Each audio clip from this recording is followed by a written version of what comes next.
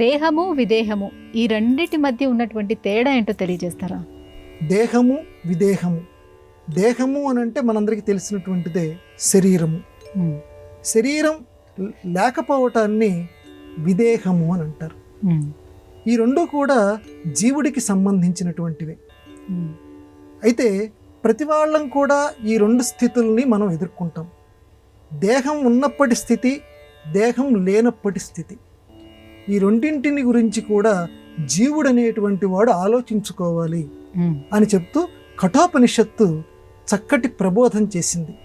దీనిని సద్గురు శివానందమూర్తి గారు దేహము విదేహం అనే రెండు పదాలని ప్రత్యేకంగా మహానుభావుడు వ్యాఖ్యానం చేశాడు. ఎట్లా? దేహం ఉన్నప్పుడు కొన్ని పనులు చేయాలి. మన సనాతన సంస్కృతి కొన్ని చెప్పింది. చక్కగా బ్రాహ్మీ ముహూర్తంలో లేరా నాయన, లేచి చక్కగా దైవారాధన చేసుకో నీకు చేతనైనంత వరకు. నేను అప్పుడు లేవలేనంటావా? కనీసం నీ ఇష్టం వచ్చిన టైంలో సూర్యోదయం ముందు తప్పనిసరిగా సూర్యుడు ఉదయించిన తర్వాత మాత్రం లేవకు. కనీసం సూర్యుడు ఉదయించడానికి మునుపులే లేచి చక్కగా ఎంతో కొంత దైవారాధన చేసుకో. నీకు సాధ్యమైనంత వరకు ఇతరులకు మంచి పని చేయి, అంతకంటే ఏం లేదు. పూజ చెయ్యి, పూజతో పాటుగా నీకు సాధ్యమైనంత వరకు ఇతరులకు సహాయం చేయి. ఇది ఈ దేహం ఉన్నంత వరకు నువ్వు చెయ్యాలి, నీ శక్తి మేరకు. అందుకే మన సనాతన సంస్కృతికి జోహార్. యథాశక్తి యథాశక్తి యథాశక్తిగా. నా దగ్గర డబ్బులు లేవంటావా, మామూలుగా పెట్టు. ఎందుకంటే ఆ కుమ్మరి ఎవరైతే ఉన్నారో ఆ తిరుమలలో అతను ఇచ్చినటువంటి ఆ మట్టి పాత్రలోనే ఈ రోజు కూడా స్వామివారికి నైవేద్యం ఇస్తారు. బంగారు పాత్రలు ఆయనంతటి కోటీశ్వరులు ఎవరున్నారమ్మా తిరుమల వెంకటేశ్వర స్వామి వారికి. కానీ ఆ మట్టి పాత్ర, ఎందుకంటే అక్కడ మనస్సు ప్రధానం.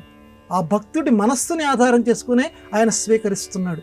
ఆ రకంగానే మనం ఎంతవరకు చేయగలమో అంతవరకు నిక్కచ్చిగా చేయాలి ఈ జీవుడు దేహం ఉన్నంత వరకు. ఎందుకంటే మహా బతికితే 100 సంవత్సరాలు, ఆ తర్వాత విదేహులం అయిపోతాం. విదేహులం అయినప్పుడు ఈ దేహంలో ఉన్నప్పుడైతే మనకంటూ ఒక మనస్సు ఉంటుంది. ఏమి చేయాలి, ఏమి చేయకూడదు అనేటువంటి ఒక విచక్షణ జ్ఞానం ఉంటుంది.